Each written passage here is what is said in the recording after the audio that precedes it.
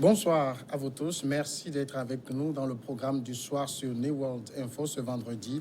Nous commençons avec le décryptage de l'actualité. Nous évoquons ce soir le Soudan où le premier gouvernement post-Béchir a été dévoilé. On analyse cela tout de suite avec notre éditorialiste Mamadou Diouf. Bonsoir Mamadou Diouf. Bonsoir Samuel. Le Premier ministre soudanais Abdallah Hamdok a dévoilé jeudi 5 septembre les noms des membres de son gouvernement, une étape de la transition après la chute d'Omar el-Béchir en avril. Après 8 jours de retard sur le calendrier prévu par l'accord signé le 17 août dernier, Abdallah Hamdok a dévoilé le tout premier gouvernement depuis la chute de Béchir. C'est le début d'une nouvelle ère. Si nous réussissons, dit-il, un nouveau Soudan sera construit. Le cabinet dévoilé comprend 18 noms et le Premier ministre se réserve le droit d'en désigner 2 plus tard, soit 20 membres au total, comme le prévoyait l'accord. Parmi ces ministres figurent 4 femmes, dont une chef de la diplomatie, Asma Mohamed Abdallah. Mamadou Diouf, d'abord, qu'est-ce qui explique que la publication de ce gouvernement ait pris 8 jours de retard? Les jours de retard s'expliquent par le fait qu'il a fallu négocier. Il a fallu négocier certainement même très fort parce que la transition au Soudan est devenue une affaire compliquée.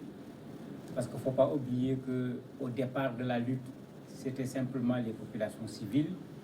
Les militaires n'ont fait que démettre, j'allais dire, le président Béchir. Et après l'avoir fait, c'est comme s'ils ont rejoint la contestation en voulant faire partie de la transition.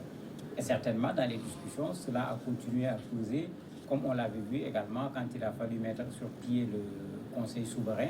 Ça a duré parce que les militaires continuent à vouloir avoir la part du lion après la chute du président el-Béchir. Mais on peut estimer que c'est une avancée, c'est une première fois qu'on aura un gouvernement beaucoup plus civil.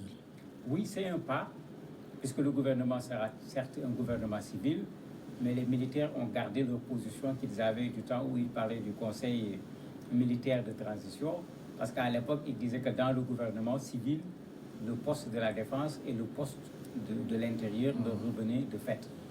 Et c'est ce qui a été fait ici également. Le ministère de la Défense, le ministère de l'Intérieur sont confiés à l'armée. Ce qui veut dire que l'armée continue à négocier, à participer au pouvoir et à cette transition au niveau du Soudan. C'est vrai que ça va être un des défis du Premier ministre, jusqu'où on va le laisser travailler. Il va falloir se poser la question. Il y a eu consensus autour de sa personne, c'est un pas. Il y a eu la formation d'un gouvernement, c'est un pas, mais c'est à l'œuvre qu'on va savoir est-ce que tout ce qui était d'accord l'était de façon sincère ou bien c'était des stratégies. Quand on regarde les CV des personnes qui sont devenues aujourd'hui ministres, qu'est-ce qui a été privilégié? C'est plus les technocrates?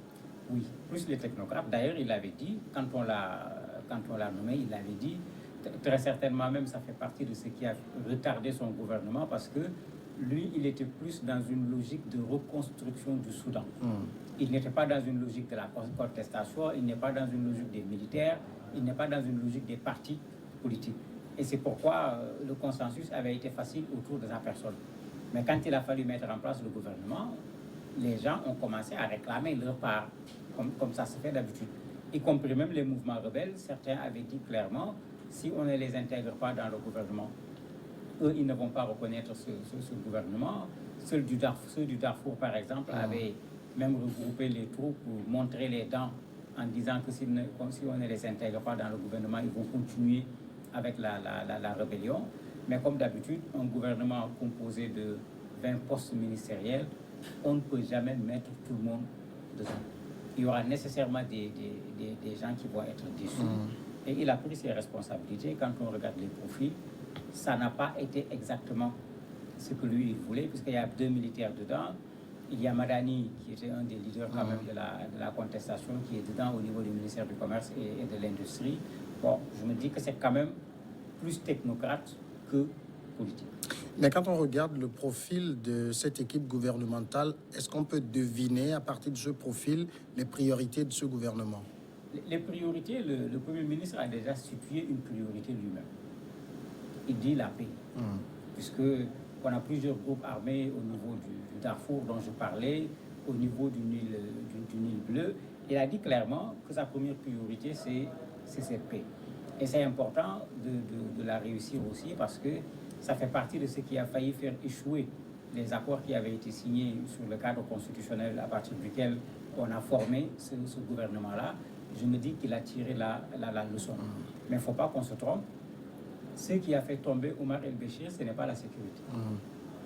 C'est la difficulté que les Soudanais avaient à vivre sur le plan social. C'est le triplement du prix du pain.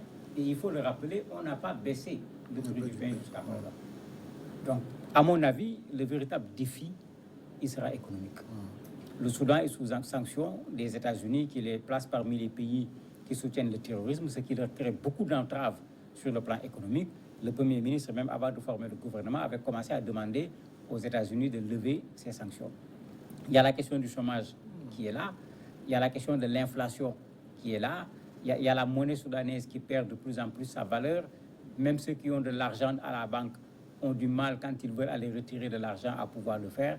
Ça également, il va falloir que le Premier ministre s'y attelle, parce que si on ne remet pas l'économie soudanaise sur les rails, quels que soient les autres efforts qu'on va faire, mais c'est comme si on n'a pas fait grand-chose après la chute de El-Béchir. Mais quand on regarde les attentes des Soudanais aujourd'hui, on a comme l'impression que ce gouvernement de transition ne va pas travailler comme tout gouvernement de transition dont la mission fondamentale est de revoir les tests, d'organiser des élections pour passer à un autre pouvoir régulièrement installé. Celui-ci va travailler en fait comme un gouvernement normal à régler les problèmes des Soudanais. Mais ils sont obligés parce que la transition est longue. C'est ça aussi le problème. Est-ce qu'on peut dire aux gens, attendez 3 ans, on va régler les questions politiques, on va régler les questions d'institutions, et après les 3 ans, on va s'occuper des questions sociales, des questions économiques? Ce n'est pas possible. Ils seront obligés, tout en faisant ce travail de transition qui consiste, comme il l'a dit, à créer un Soudan d'une nouvelle ère, puisque c'est l'expression qu'il a utilisée.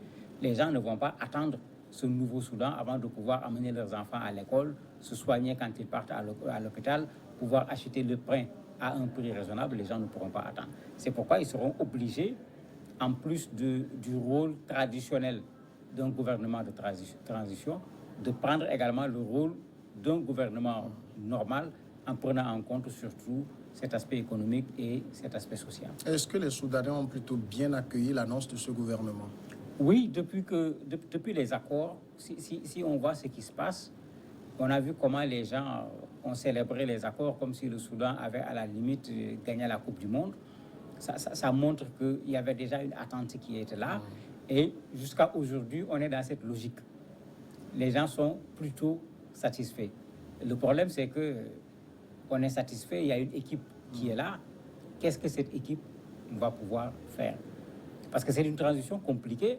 Vous avez un conseil souverain qui est là, de transition, même s'il n'est pas dominé par les militaires y ont une force, et c'est eux qui, pendant la première période, vont diriger ce conseil. Vous avez le Parlement qu'on doit bientôt mettre sur pied, qui sera dominé par la contestation, en particulier l'Alliance pour la liberté qui avait mené au départ ces actions de contestation pour faire chuter El-Béchir. Et vous avez ce gouvernement qu'on vient de mettre sur place. À quoi on va assister? Est-ce qu'il va y avoir un bicéphalisme entre le gouvernement et le Conseil souverain de transition? Est-ce qu'on va assister même à un tricéphalisme entre le Parlement, le Conseil souverain de transition et le gouvernement? C'est de là que va dépendre certainement la réaction des Soudanais. Et justement, quelle collaboration peut exister aujourd'hui entre le gouvernement et le Conseil souverain? Je me dis que si on respecte l'accord, chacun a son rôle, chacun a ses prérogatives.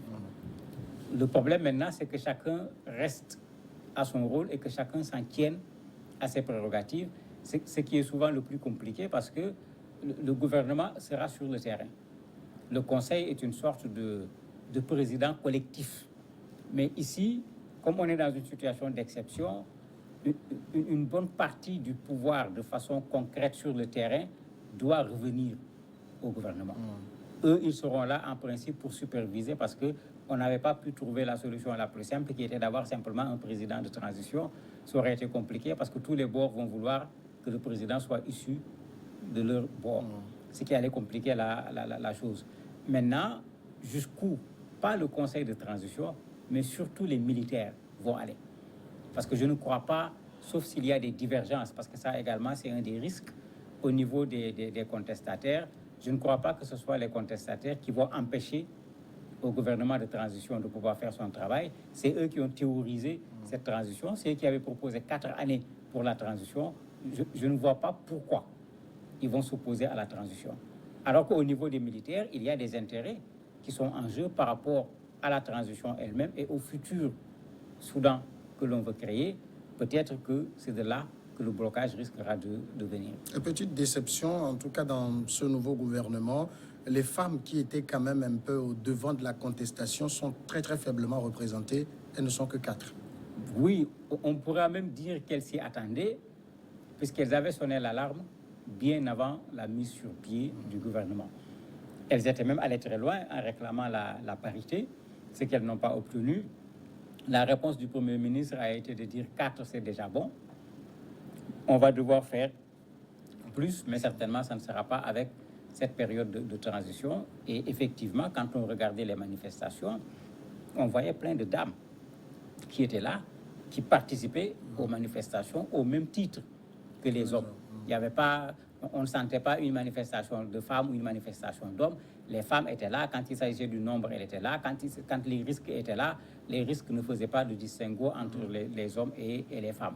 Mais de façon générale, au niveau du Soudan, dans les gouvernements antérieurs, la représentation des femmes n'a jamais été quelque chose d'extraordinaire. Est-ce que les meneurs classiques de la contestation sont entrés dans ce gouvernement ou bien ils se réservent pour les futures élections?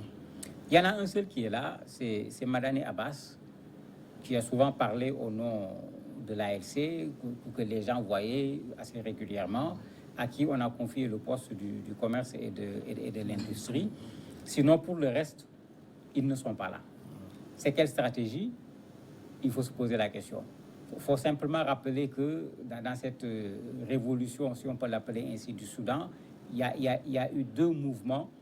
Le premier mouvement, c'était l'association des professionnels soudanais. Et ceux-là avaient leur plan. Est-ce que c'est leur plan qui est en train d'être conduit par l'ALC, qui est une entité beaucoup plus large? Ou bien est-ce qu'à l'intérieur de l'ALC, ils vont essayer de travailler également à faire réussir leur plan? On peut se poser la question. Mais certainement, il ne faudrait pas être surpris à la fin de la transition de voir des gens qui appartenaient à l'association des professionnels soudanais se retrouver pour demander le premier rôle, être candidat pour la présidence de la République, pour un poste de député ou autre. Prochaine étape, la mise en place du Parlement, ça va être tout aussi laborieux? Je me dis que ça va être plus facile puisque du point de vue répartition, il y avait déjà eu un accord sur les nombres. Ça, même les militaires avaient signé l'accord avant qu'il n'y ait eu la dispersion du sitting qui était devant le quartier général de l'armée. Et le principe était que les 2 tiers des députés vont être issus de l'alliance qui a mené cette révolution. Bon, il y aura 300, ils ont même précisé 201 personnes. En ce moment, l'alliance n'a aucun intérêt à créer des problèmes parce que même s'ils ne sont pas bien représentés dans le gouvernement, s'ils ne sont pas bien représentés au niveau du Conseil de souverain de transition, c'est eux qui ont la majorité et ils ont une majorité confortable parce qu'ils ont déjà les 2 tiers, sauf si les gens se divisent, ils peuvent voter à la limite les lois qu'ils veulent pour le futur Soudan. Mamadou Diouf, merci d'avoir répondu à nos questions. C'est moi qui vous remercie. Nous marquons la pause, c'est vendredi et c'est le sport. On reçoit juste après l'invité sport.